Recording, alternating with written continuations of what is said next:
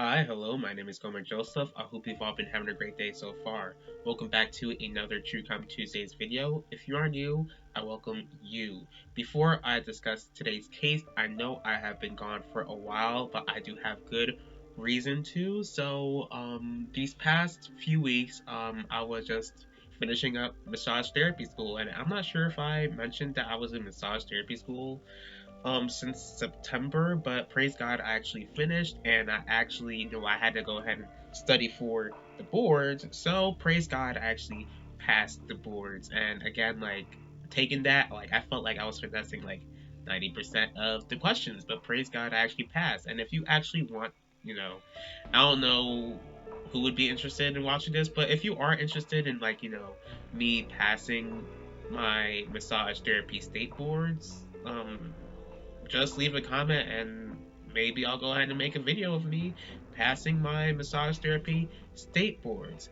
Now, I'd also like to mention my Christian suspense book series, which is titled Never As It Seems. The first book in the series is available on Amazon, and you can read it on any device on the Kindle app for free. Not only that, but I do have another book series, which is the Juliet Clark book series. This is about a Haitian American teen sleuth who happens to be a true crime YouTuber. The first book in the series is titled Murderer at Heart. Now, the links will be in the description box below if you're interested.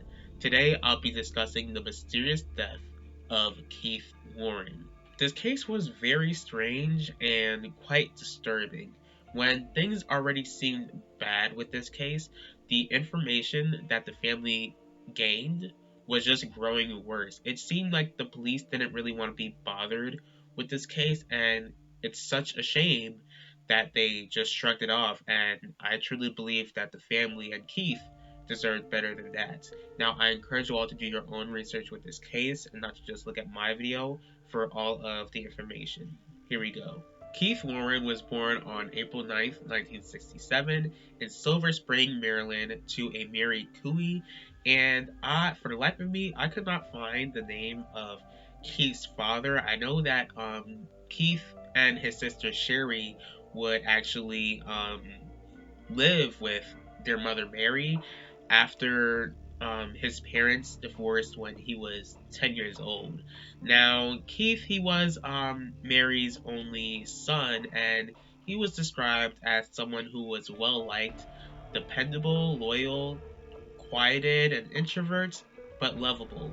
Now, in 1986, Keith was 19 years old at this time, and he was getting ready to attend North Carolina Central University, and he had a bright future to look forward to. On July 31st, 1986, Keith's family received heartbreaking, shocking news.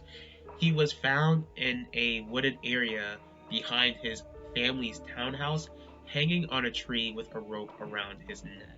Police saw nothing wrong with finding a black man in a white suburb found hanging in the woods in the 80s, so they declared that Keith's death was a suicide. But what's also very strange was that there was no autopsy done, and the body was placed in a funeral home without the family's knowledge. At first, the family believed the police when they said Keith's death was a suicide, but some things just weren't adding up. Keith's friend Rodney told Keith's mom that before Keith passed away, there were some sketchy people looking for him. For example, there was a group of black men who were in a car asking Rodney about Keith.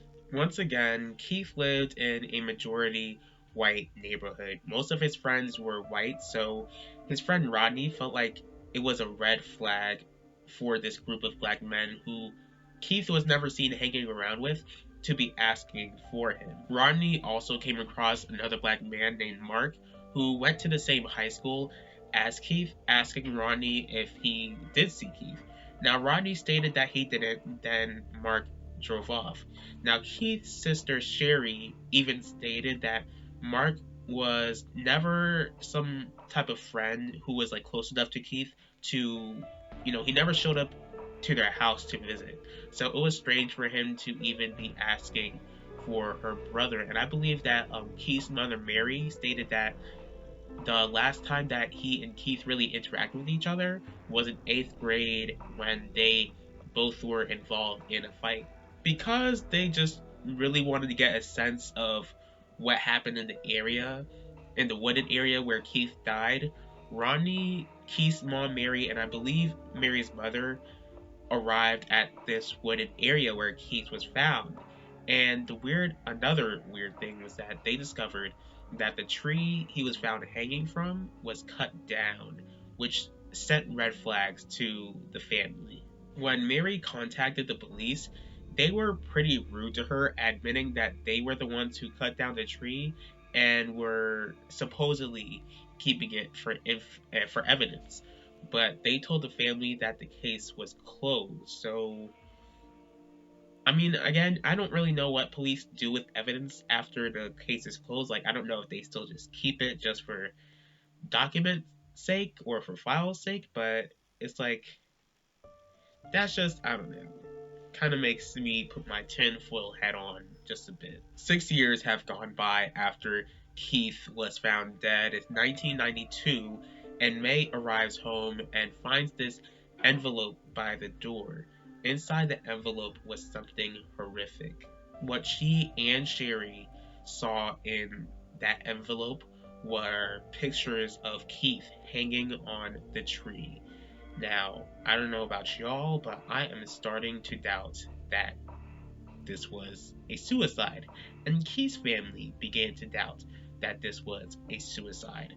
Unless some sick officer sent those pictures to Keith's family, it seems like Keith clearly wasn't alone where he allegedly hung himself that fatal day.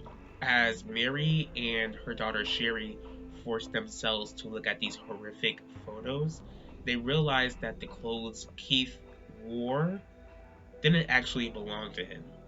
So, a note also stated that Mark, the guy who was looking for Keith earlier, would be the next to die and that some other guy might be killed. At this point, Mary didn't really trust the police at all, so she got in contact with a private investigator who, looked at the photos and noticed that Keith had some type of leaf or grass on the back of this shirt that was on his back. And I can't really say that it was his shirt because what he had on wasn't his shirt. Like, the private investigator's theory was that Keith was either pushed or laid on the ground, then hung by somebody else. Eventually, Keith's family made the tough decision of digging up Keith's body for an autopsy, which showed that suicide could not have been the cause of death, and that inside of the body there were toxic chemicals that are used for stuff like glue that was inside of his body. Now, Mark Finley called Mary's phone after learning about the horrific photographs.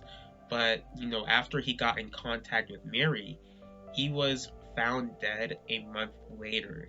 Now, police stated that he was involved with this supposed bicycle accident. But let's not forget that Mark's name was brought up by the same person who sent the horrific photographs, stating that he would be the next to die. So, again, this is another case of put your tinfoil hat on. It was also discovered that before Mark died, he stated in a party that Keith didn't kill himself and that he helped Keith hang on that tree. Now, Mary Cooey continued to seek justice for her son until her death in 2009.